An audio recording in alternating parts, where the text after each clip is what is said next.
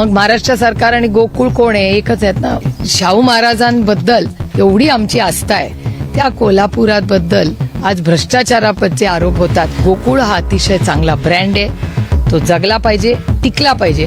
सरकारनीच प्रशासक लावलाय ना, म्हणजे काहीतरी गडबड आहे, कुछ तो गोलमाल आहे ना, दाल में कुछ काला है, त्याच्याशिवाय कसं? त्याच्यावर आपण प्रशासक ठेवला पाहिजे. जर असं माननीय मुख्यमंत्र्यांना वाटत असेल, याचा अर्थ माननीय मुख्यमंत्र्यांना काहीतरी चूक दिसलीच असावी ना. मग महिलांवरचे अत्याचार असतील किंवा ती कोयता गँग असेल, तुम्ही क्राईम बघा. आणि हा काय आम्ही केलेला क्राईम रेकॉर्ड नाही, हा भारत सरकारचा. त्या पुण्याचा उल्लेख शिक्षणाच्या ऐवजी आज क्राईम रेटसाठी होतोय, ह्याच्यासारखं दुर्दैव या राज्याचं नाही. आणखीन एखादी केस भारतीय जनता पक्षाच्या वॉशिंग मशीन मध्ये जाऊन साफ होणार असेल आणि त्याच्यात सर्वसामान्य शेतकरी भरडला जाणार असेल, तर ते आम्ही होऊ देणार नाही. आता महाराष्ट्रासमोर महागाई, बेरोजगारी, भ्रष्टाचार ही अशी फार मोठी आव्हानं आहेत. तर त्यांनी एक प्रेस घेऊन सगळ्यांनाच कळवावं ना. कळू दे, दूध का दूध, पाणी का पाणी, एकदाचं काय तो सोक्ष मोक्ष होऊ दे.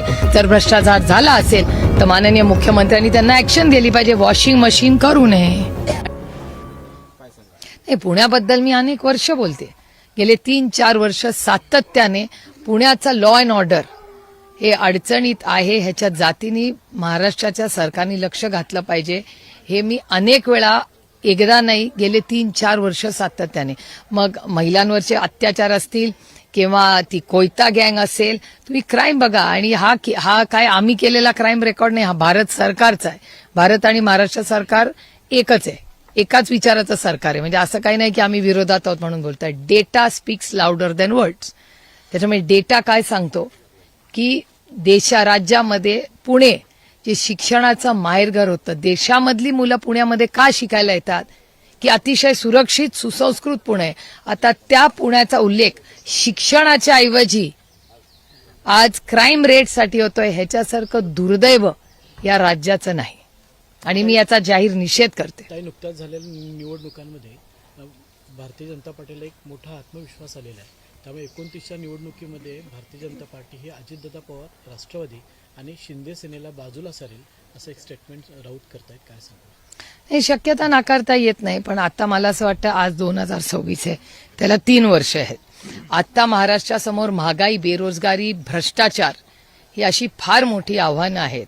आणि ज्या कोल्हापूरमध्ये आपण आता आहोत, हे दुर्दैव आहे की ह्याच कोल्हापूरच्या बद्दल अनेक वेळा इतक्या बातम्या येतात, ज्या कोल्हापूरचा मला सार्थ अभिमान आहे. माझ्या वडिलांचा आजोळे आहे, अंबाबाईचं दर्शन करण्यासाठी आम्ही सगळे इथे येतो. आमची किती नाते संबंधी, प्रेमाची लोक आहेत या कोल्हापुरात. आणि त्या कोल्हापुरामध्ये ह्या भ्रष्टाचाराचे आरोप होतात, प्रत्यारोप होतात. हे खूप दुर्दैवी हो. म्हणजे शाहू महाराजांबद्दल एवढी आमची आस्था आहे, त्या कोल्हापुराबद्दल आज भ्रष्टाचाराचे आरोप होतात आणि सरकारमधलेच लोक करतायत, काय फक्त विरोधक करत नाहीयेत. त्यामुळे खूप वाईट चाललंय जे काय चाललंय ह्या भागात. नाशिकच्या कॉर्पोरेट जिहाद असं सुनेत्राताई मुख्यमंत्री झाल्या तर पहिला सत्कार मी करेन असं तुम्ही म्हणालात. मात्र जर त्यांना मुख्यमंत्री व्हायचं असेल तर भाजपच्या विरोधात भूमिका घ्यावी लागेल, कारण दादा देखील शेवटच्या काही काळामध्ये स्पष्टपणे भाजपच्या विरोधात बोलत होते. त्यामुळं भाजपच्या विरोधात त्यांना भूमिका घ्यावी लागेल असं रोहित पवार म्हणतात. ठीक आहे, लोकशाही आहे, प्रत्येकाला आपलं मत मांडण्याचा अधिकार आहे. ताई, प्रत्येक राज्यातल्या निवडणुका बघितल्या तर भाजप सगळे राज्य जिंकत चालले आणि प्रादेशिक पक्षांची ताकद कमी होताना दिसते. नाही, अशा गोष्टी होत राहतात. काँग्रेस पक्षाने पण खूप वर्ष राज्य केलंच ना, म्हणून काही लढाई संपत नाही. आता तुमचंच कोल्हापूरचं पुन्हा उदाहरण देते. कोल्हापूरमध्येच भारतीय जनता पक्षाचा मध्येच सरकारमध्ये आहेत काही लोक, त्याच्यातले आज त्यांच्यावर प्रशासक लावलेला आहे, सरकारनीच प्रशासक लावलाय ना. म्हणजे काहीतरी गडबड आहे, कुछ तो गोलमाल आहे ना, दाल में कुछ काला है, त्याच्याशिवाय कसं? त्याच्यामुळे जर महाराष्ट्र सरकार जर प्रशासक लावत असेल आणि त्यांच्याच विचाराचा, त्यांचाच मित्रपक्षातला एक आमदार आरोप प्रत्यारोप करत असेल, तर हा विषय अतिशय गंभीर आहे.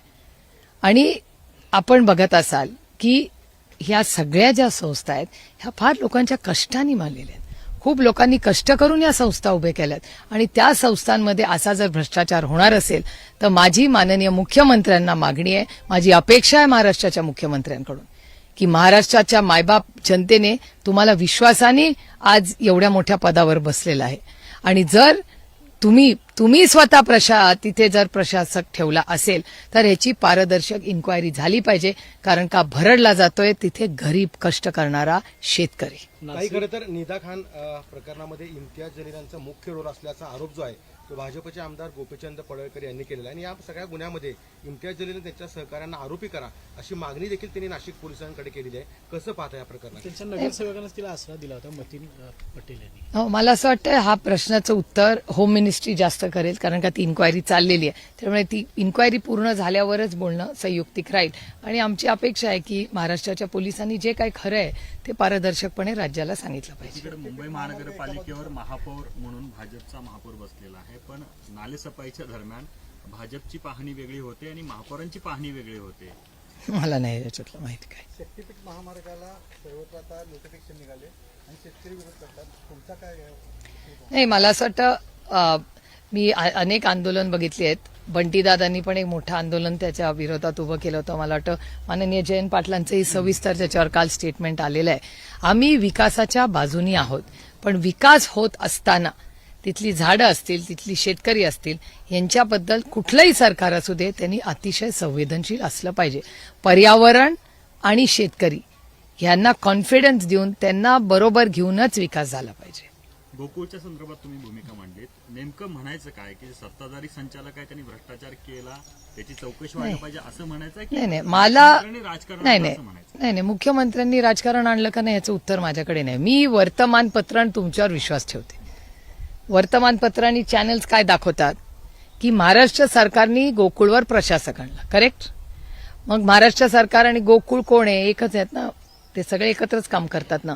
मग जर एकत्र सरकारमध्ये काम करत असताना माननीय मुख्यमंत्र्यांना असं वाटलं की आपला एखादा सहकारी पदाधिकारी, मंत्रिमंडळातला सहकारी, तो जर एका संस्थेत काम करत असेल त्याच्यावर आपण प्रशासक ठेवला पाहिजे, जर असं माननीय मुख्यमंत्र्यांना वाटत असेल, याचा अर्थ माननीय मुख्यमंत्र्यांना काहीतरी चूक दिसलीच असावी ना, त्याच्याशिवाय प्रशासक का टाकतील? आणि याचं उत्तर आपल्याला मिळाली पाहिजेत. मग कोर्टात केस झाली, काय झालं, माझं म्हणणं आहे गोकुळ हा अतिशय चांगला ब्रँड आहे, तो जगला पाहिजे, टिकला पाहिजे. पण आमची एवढीच अपेक्षा आहे की मग जर काम चांगलं आहे तर माननीय मुख्यमंत्र्यांनी प्रशासक का आणला? माझ्यासारख्या व्यक्तीला असं वाटतं की दूध संघ हा जगला पाहिजे, टिकला पाहिजे. ह्या सशक्त लोकशाहीमध्ये सगळ्यांना काम करायचा आणि मन मोकळं करायचा अधिकार आहे. पण काम करत असताना सहकार चळवळ ही शून्यातून या महाराष्ट्राने देशाला दिली आहे. कैलासवासी यशवंतराव चव्हाणांचं खूप मोठं योगदान राहिलं आणि त्याच्यानंतर अनेक पिढ्यांनी खूप कष्ट करून ही सहकार चळवळ जगवली, टिकवली आणि सगळ्या आपल्या शेतकऱ्यांची मालकी ठेवून त्यांच्या पदरात 2 पैसे पडले, त्यांची मुलं शिकली, चांगल्या गोष्टी आपल्या राज्यात झाला, विकास झाला आपल्या राज्याचा. पण अशा परिस्थितीत ह्या संस्था जगल्याच पाहिजेत आणि त्यांनी चांगलंच काम केलं पाहिजे. पण असं करत असताना मग ह्या दोन्हीपैकी एकाचं काहीतरी चुकतंय ना. दोघंही एकाच मंत्रिमंडळात आहेत. मग प्रशासक चालवणं बस चुकीचं का प्रशासक राजकीय? तुम्ही प्रश्न विचारला तो राजकीय आहे, याचं उत्तर त्या दोघांनीच देऊ शकतात. त्याच्यामुळे ज्यांच्यासाठी काढून त्यांना प्रशासक ठेवला आणि ज्यांनी प्रशासकचा निर्णय घेतला हे दोघंच याचं उत्तर देऊ शकतात. पण आमदार शिवाजी पाटील जे मुश्रीफांच्यावर आरोप करतायत ते अपक्ष असले तरी मुख्यमंत्र्यांचे अगदी निकटवर्ती आमदार म्हणून ते आहेत आणि ज्या पद्धतीनं ते इतक्या अग्रेसिव्हपणे तो सगळा आरोप करतायत ते पाहता कुठंतरी अप्रत्यक्षपणे हसन मुश्रीफ यांना देखील अडचणीत आणण्याचा हा प्रयत्न भाजपकडून किंवा एकूणच मुख्यमंत्र्यांकडून देखील होतोय असं म्हणायचं काय मला काय सांगता येणार नाही बाबा. कारण हे बघा, मी आरोप प्रत्यारोप कधी कोणावर करत नाही. आपल्याकडे कागदपत्र असल्याशिवाय आणि आपण अभ्यास केल्याशिवाय उगाच कुणाबद्दल बोलू नये. त्याच्यामुळे काय नक्की गोकुळमध्ये हे जे आमदार आहेत ते त्यांनी जर मुख्यमंत्र्यांना काही कागदपत्र दाखवली असेल तर त्यांनी एक प्रेस घेऊन सगळ्यांनाच कळवावं ना. कळू दे, दूध का दूध पाणी का पाणी, एकदाचं काय तो सोक्षमोक्ष होऊ दे. जर भ्रष्टाचार झाला असेल तर माननीय मुख्यमंत्र्यांनी त्यांना ऍक्शन दिली पाहिजे. वॉशिंग मशीन करू नये. कारण का मोदीजींनी काय सांगितलं, ना खाऊंगा ना खाणे दूंगा. त्यामुळे मोदीजींनी 2014 साली भ्रष्टाचार मुक्त भारत करीन असं सांगितलं होतं. नाही तर आणखीन एखादी केस भारतीय जनता पक्षाच्या वॉशिंग मशीनमध्ये जाऊन साफ होणार असेल आणि त्याच्यात सर्वसामान्य शेतकरी भरडला जाणार असेल तर ते आम्ही होऊ देणार नाही. शेतकऱ्याला अधिकार आहेत, त्या शेतकऱ्याला न्याय देण्यासाठी जी काही लढाई उभी करावी लागेल ती सुप्रिया सुळे स्वतः उभी करेल. 100 कोटीचा अब्रू नुकसानाचा दावा देखील दाखल करण्याचं त्यांचं प्रयोजन आहे. कोणाचं? हसन मुश्रीफ साहेब. मग तसं असेल तर त्यांनी माननीय मुख्यमंत्र्यांना सांगितलं पाहिजे. एकाच कॅबिनेटमध्ये आठवड्यातून 2दा भेटतात ना, मग त्यांनी माननीय मुख्यमंत्र्यांवरच करणार आहेत का अब्रू नुकसानीचा दावा? पण तिथे प्रशासक कोणी ठेवला? शिवाजी पाटलांनी का माननीय मुख्यमंत्र्यांनी?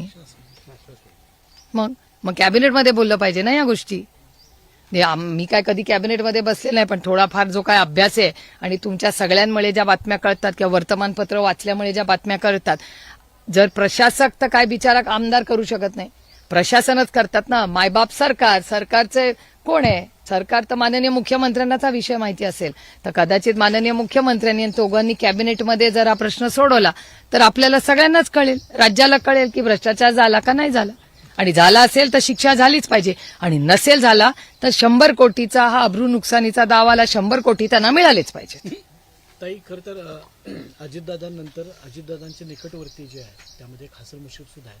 म्हणजे त्यांना अडचणीत आणण्याचा प्रयत्न केला जात आहे का असा प्रश्न अशा माध्यमातून होतो. दादा असताना पण गोष्टी झाल्याच आहेत ना. दादा असताना पण 3 राजीनामे झाले. अशाच नवनवीन अपडेट्ससाठी डिजिटल कोल्हापूर चॅनेलला सबस्क्राईब करायला विसरू नका.